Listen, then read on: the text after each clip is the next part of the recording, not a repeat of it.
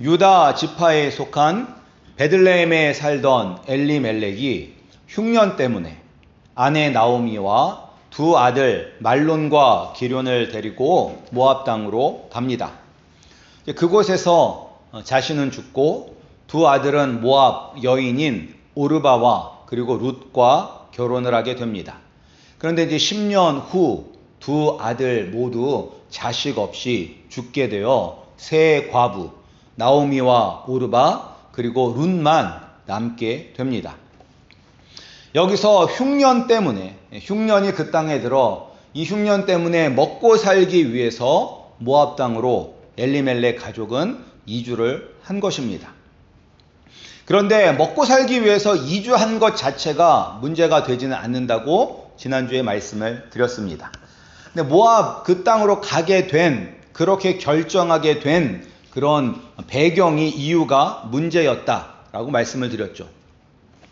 하나님은 분명히 가나안 땅에 사는 다른 민족과 섞이지 말라라고 이스라엘 백성들에게 명령하셨습니다. 그리고 그들이 섬기는 우상을 섬기지 말라라고 여러 차례, 한 번이 아니라 여러 번 반복해서 말씀을 하셨습니다.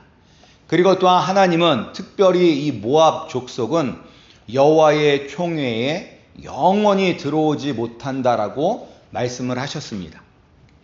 그러나 그 당시 이스라엘 민족은 하나님의 말씀에 순종하기보다는 가나안 족속들과 섞여서 사는 것이, 그리고 그들이 섬기는 우상이 우리에게 더 풍요로운 삶을 준다라고 생각을 했습니다. 그래서 그 당시 이스라엘 백성들의 영적 상태를 보여주는 말씀이 사사기 21장 25절이라고 지난주에 말씀드렸습니다. 뭐라고 나와 있냐면, 그때에 이스라엘의 왕이 없으므로 사람이 각기 자기의 소견에 오른 대로 행하였더라. 왕이 없기 때문에 사람들이 자기 눈에 좋은 대로 행하며 살았다는 것입니다. 이 말씀처럼 엘리멜렉이 가족을 이끌고 모압 땅으로 간 것은 그가 하나님의 말씀을 따라 산 것이 아니라 자기의 소견, 즉 자기의 눈에 좋은 대로 살았기 때문입니다. 우리는 우리의 눈에 좋아 보이는 대로 살아서는 안 됩니다. 우리는 하나님의 말씀대로 살아야 합니다. 이제 남편들은 다 죽고, 남편과 아들은 죽고 모압 며느리들과 사는 나오미가 이제 한 소식을 듣게 됩니다. 그 소식은 자신이 떠나온 고향 땅인 유다 땅에 하나님께서 그 땅 백성들을 돌보아 주시고 그리고 먹을 양식을 주셨다는 것입니다. 이 소식을 들은 나오미는 다시 유대 땅으로 돌아갈 마음을 먹고 두 며느리들과 함께 길을 떠났습니다. 나오미의 남편이었던 엘리멜렉이나 그의 아내 나오미나 이들을 움직이는 삶의 원동력은 먹고 사는 문제였습니다. 엘리멜렉이 하나님께서 이스라엘 민족에게 주신 땅을 떠나 모압 지방으로 이주를 한 것도, 그리고 남편과 아들을 다 잃은 나오미가 모압 땅을 떠나 다시 고향으로 돌아가는 것도 다 먹고 사는 문제 때문입니다. 이 나오미가 신앙이 회복되어서 다시 고향으로 돌아가는 것은 아닙니다. 나오미의 일을 보면, 오늘 본문 말씀도 보면 나오미가 자신이 하나님의 말씀을 의지하지 못하고 말씀에 순종하지 못함을 깨닫고 회개하며 고향으로 다시 돌아가는 모습은 아닙니다. 근데 이제 회개하고 고향으로 돌아가는 모습이 우리가 어디를 통해서 볼 수 있냐면, 누가복음 15장에 보면 예수님께서 탕자의 비유를 말씀하십니다. 거기에 보면 아버지의 유산을 상속받아서 먼 나라에 가서 그 재산 가지고 실컷 마음껏 허랑방탕하게 살았던 탕자가 있었습니다. 그런데 그가 가지고 있던 것을 다 쓰고는 이제 비참한 생활을 하게 됩니다. 너무나 힘들고 배가 고파서 탕자는 아버지 집에서 풍족하게 살았던 자기 자신의 모습을 되돌아본 것이 아니라 배고픔과 같은 고통 없이 풍족하게 살던 자기 집에서 일하던 하인들을 생각하게 됩니다. 그러면서 이제는 내가 아버지께 찾아가서 내 죄를 고백하고 아버지의 아들이 아니라 아버지의 종으로 살겠다는 그런 결단과 결심을 하고 집으로 돌아갑니다. 그러나 오늘 우리가 읽었던 이 본문을 보면 여기에 나오미가 자신의 지은 죄를 깨닫고 회개하며 돌이키는 모습은 없습니다. 그저 자신의 고향 땅에 먹을 것이 있다는 소식을 듣고 돌아갈 뿐입니다. 먹고 살기 위해서 자신의 민족과 고향을 버리고 모압 땅으로 갔습니다. 만약에 이 모압 땅에서 나오미의 인생이 잘 풀렸다면, 잘 먹고 잘 살고 모압 여인들과 결혼한 자기의 아들들이 손주 손자를 낳고 세상적으로 풍요로운 생활을 하였다면 모압 땅에서 눌러 살았을 텐데, 그 땅은 풍요의 땅이 아니라 남편 죽고 아들들 다 죽은 절망의 땅이었습니다. 우리가 이 세상에 소망을 품지 말고 살아야 할 이유를 나오미를 통해서 보여주고 있습니다. 세상은 우리에게 행복과 번영을 약속해 줄 것처럼 우리를 속입니다. 그러나 이 땅은 모든 것을 삼키는 파멸의 땅입니다. 우리가 이 땅에 소망을 두어서는 안 됩니다. 물론 이 땅도 우리에게 즐거움을 줍니다. 행복도 줍니다. 그러나 그 즐거움, 행복은 아주 짧은 순간에 불과합니다. 그리고 하나님의 심판이 없다면, 그리고 심판을 받은 후에 천국과 지옥 둘 중에 한 곳에 가서 영원히 사는 것이 없다면, 죽음이 끝이라면, 죽음 후에 지옥과 천국이 있는 것이 아니라 죽으면 끝이면 우리는 이 세상이 우리의 모든 것을 걸 수 있는 소망의 땅이 될 것입니다. 그러나 이 땅은 우리의 최종 목적지가 아닙니다. 히브리서 9장 27절 말씀처럼 사람이 한 번 죽는 것은 사람에게 정해진 것이요 그 후에는 심판이 있으리니 라고 말씀하고 있습니다. 여기서 심판은 모든 사람에게 임하는 심판입니다.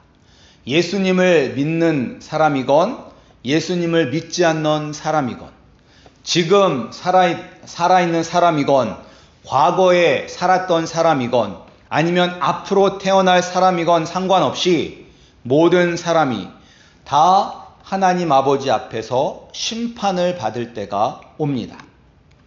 그리고 그 심판은 무엇을 가지고 심판을 하느냐? 우리가 이 땅에서 의인으로 살았느냐 아니면 죄를 짓고 산 죄인이냐로 판결이 내려집니다. 의인으로 살았다면 천국에서 영원한 행복을 누리며 살 것이며, 죄인으로 살았다면 영원히 꺼지지 않는 지옥불에서 영원한 고통 속에서 살게 될 것입니다. 이 모습을 보여주는 것이 나오미의 가족에게 일어난 일입니다.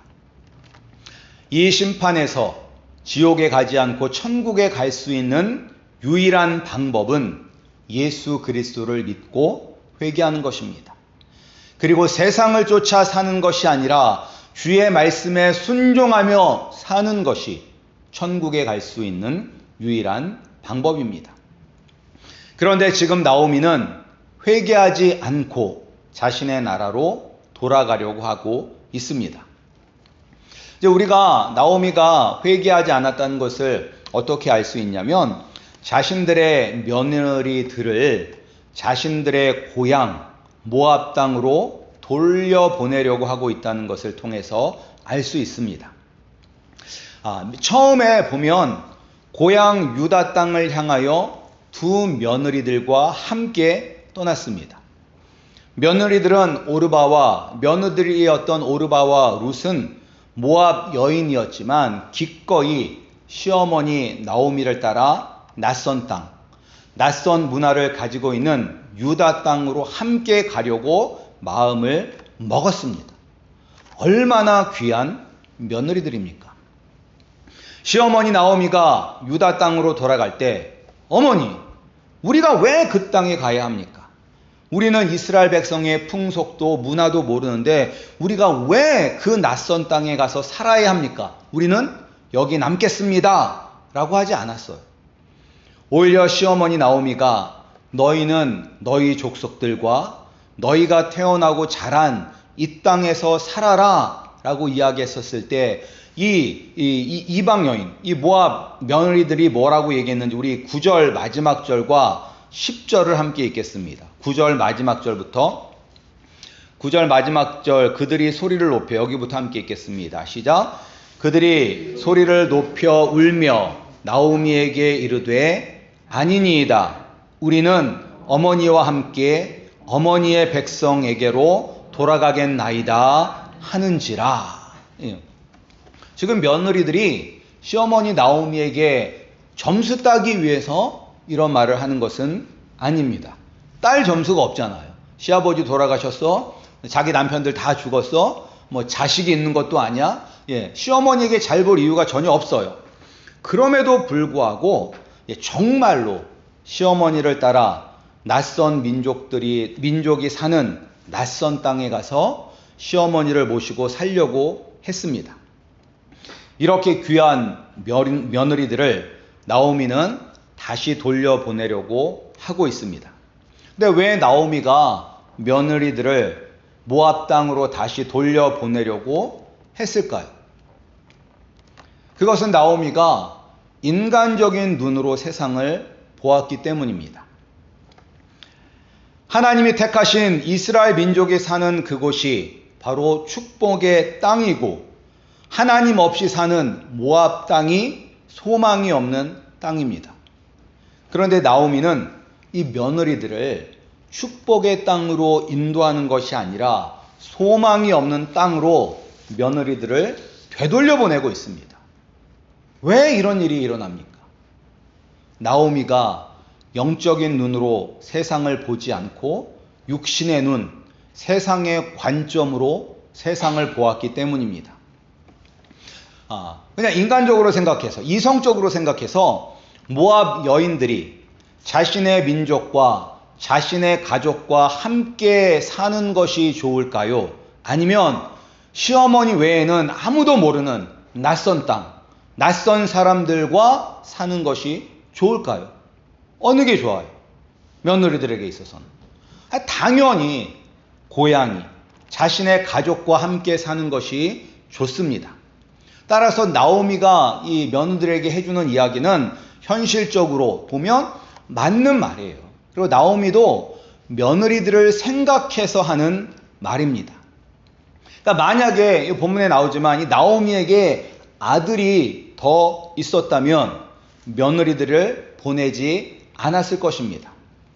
그 이스라엘 풍속에 보면 이런 풍속이 있습니다. 장남이 결혼을 했는데 자녀를 낳지 못하고 죽게 되면 그 둘째 아들이 형수와 결혼을 하게 됩니다. 그래서 거기서 낳은 첫째 아들이 내 아들이 되는 것이 아니라 형의 아들이 되는 거예요. 그래서 그 가문을 이어나가게 됩니다. 그래서 둘째부터는 이제 내 아들이 되는 거예요. 그런데 지금 나오미에게는 다른 아들이 없습니다. 근데 이제 나오미가 나이도 많아서 재혼을 하기도 힘든데 만약에 재혼을 해서 지금 아들을 낳는다 할지라도 그 아들이 자라서 이 형수들과 결혼을 하려면 최소 한 18년, 19년은 있어야 되는 거 아니에요. 그럼 이 젊은 이 형수들이, 이 젊은 며느리들이 18년, 19년, 20년 동안 그냥 생과부로 살아야 되는 거잖아요. 따라서 나오미가 보기에는 차라리 너희들이 지금 젊으니까 너희들 모압 지방에 가서 모압 남편을 만나서 그곳에서 아들, 딸 낳고 사는 것이 너희에게 훨씬 좋은 일이다 라고 생각을 했기 때문에 다시 모압 땅으로 돌아가라고 이야기를 하는 것입니다. 그러니까 인간적인 눈으로 봤을 때는 나오미의 결정이 맞는 것입니다. 누가 보아도 이것이 바로 현명하고 며느리들을 위하는 결정입니다. 그러면서 며느리들에게 축복의 말을 해줍니다. 우리 8절 9절 말씀 함께 읽겠습니다. 8절 9절 시작. 나오미가 두 며느리에게 이르되 너희는 각기 너희 어머니의 집으로 돌아가라. 너희가 죽은 자들과 나를 선대한 것 같이 여호와께서 너희를 선대하시기를 원하며 여호와께서 너희에게 허락하사 각기 남편의 집에서 위로를 받게 하시기를 원하노라 하고 그들에게 입맞춤에 그들이 소리를 높여 울며. 나오미는 며느리들이 나에게 참 잘했다는 것을 인정하고 있습니다. 그리고 이들이 자신의 민족 가운데서 좋은 남자를 만나 가정을 이루어 행복하게 살기를 하나님의 이름으로 축복하고 있습니다. 참 좋은 시어머니로 보입니다. 그러나 영적인 눈으로 볼 때는 며느리들을 잘못된 길로 이끄는 시어머니가 되는 것입니다. 파멸의 길로 며느리들을 이끄는 나쁜 시어머니가 되는 것입니다. 근데 이렇게 나오미가 이런 결정을 하게 된 것은 이 나오미가 하나님이 얼마나 크신 분이라는 것을 알지 못했기 때문입니다. 하나님이 어떤 분이시라는 것을 몰랐기 때문에 자신의 경험, 자신의 생각을 뛰어넘어 하나님을 생각할 수가 없었습니다. 게다가 나오미는 이 모든 불행이 누구로부터 왔다고 생각을 해요? 이 모든 불행이 하나님으로부터 왔다. 하나님이 나를 치셨다라고 생각을 합니다. 13절 말씀 보세요. 13절 말씀. 13절 말씀 보시면 거기 여호와의 손이 나오죠. 읽겠습니다. 시작. 여호와의 손이 나를 치셨으므로 나는 너희로 말미암아 더욱 마음이 아프도다 라고 나오미가 이야기하고 있어요. 흉년 때문에 모압 땅으로 이주한 것, 그곳에서 남편을 잃은 것, 그리고 그곳에서 두 아들을 잃은 것, 그리고 이 아들들 부부 사이에 자녀가 없는 것, 이 모든 불행이 다 하나님께서 자신을 치셨기 때문이라고 생각을 합니다. 나오미는 자신들이 하나님의 말씀을 의지하지 못하였고 하나님의 약속을 믿지 못하였고 하나님보다 세상을 더 믿고 의지하여 자신의 소견에 옳은 대로 선택하고 행동한 결과 그런 일들이 일어났다라고 생각하지 못하고 그 모든 불행을 하나님의 책임으로 돌리고 있습니다. 왜 그러냐? 믿음이 없기 때문입니다. 믿음이 없다는 것은 하나님이 어떤 분이시라는 것을 모르는 것입니다. 하나님은 우리의 생각을 뛰어넘어 일하시는 위대하신 분이라는 것을 알지 못하기 때문에 그러한 놀라운 하나님을 경험하지 못했기 때문입니다. 우리는 설사 내가 경험하지 못했다 할지라도 하나님은 능치 못할 일이 없으신 크고 위대하신 분이심을 알 수 있습니다. 우리가 어떻게 알 수 있어요? 하나님은 그런 크고 위대하신 분이라는 것을 우리가 어떻게 알 수 있습니까? 내가 경험하지 못한다 할지라도 말씀을 통해서 우리는 알 수 있습니다. 우리가 보는 이 하나님의 말씀은 사람이 꾸며낸 이야기가 아닙니다.